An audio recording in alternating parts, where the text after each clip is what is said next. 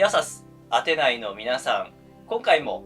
ソーベル言語学賞編ということで、言語で社会だったりとか言語学に貢献をした人を勝手に表彰してメダルを一方的に送りつけていこうと思います。で、栄えある1人目ですね。受賞者の方は、ノーム・チョムスキー氏です。はい、おめでとうございます。でも、チョムスキーは、誰しも一度は聞いたことあると思うんですけれども、現代言語学の父なんて言われることもあります。前回出てきたソシュールが近代言語学の父なのに対して、チョムスキーは現代言語学の父なんですね。で、最近は政治の世界でもどんどん言及をしてますので、そういう方で見かけたっていう方多いかもしれません。で、マサチューセッツ工科大学名誉教授で、今はアリゾナ大学にいらっしゃるんですかね。はい。で、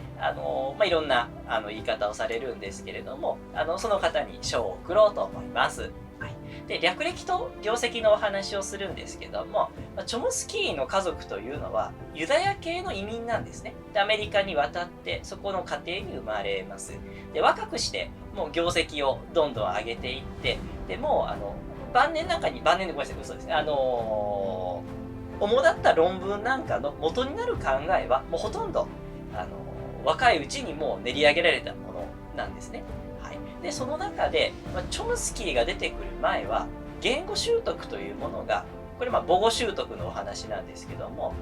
後天的だと捉えられていました。つまり生まれた後にいろんなインプットが与えられて、それが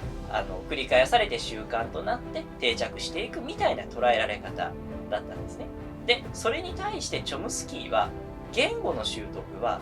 先天的であるという言い方をしました。つまり生まれながらにして私たちは言葉の元、種みたいなものを持って生まれてきて、はい、でそれで言語を習得していく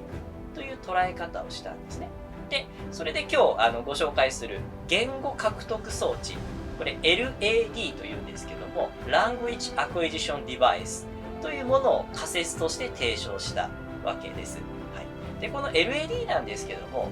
例えるとラジオが分かりやすいと思います。昔ながらのチューニングをする、つまみを回すラジオをイメージしていただいて、で、子供が生まれてラジオみたいなものを持ってると思ってください。で、周りが日本語の環境に触れると日本語にチューニングされるわけですね。で、日本語を母語として話す子供になると。で、もし同じ子供がどこかにもらわれていって英語を話す環境に育ったとします。じゃあ同じ子供であっても英語にチューニングされるわけですよね。で、英語が母語の子供になると、そういう捉え方をしました。で、ただこの LAD はあくまで仮説で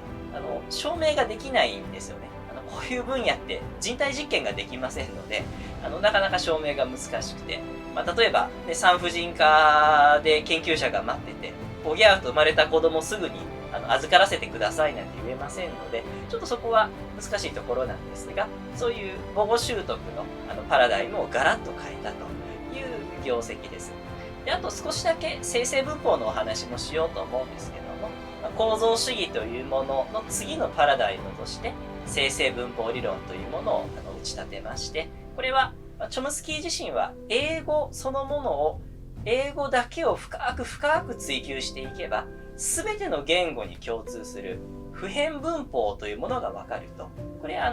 UG と言います。ユニバーサルグラマーと言います。これが分かるということで、研究を進めていったわけですね。で、英語のみならず他の言語でそれを研究する研究者も出てきて、一時代のこの言語学の研究の枠組みとなりました。なので、以上の業績によりノーム・チョムスキー氏にソーベル言語学賞を贈呈しようと思います。では今日はこのぐらいで失礼しようと思います。次回以降も別の方に賞を贈りますので、誰が受賞するでしょうか。お楽しみに。アディオ。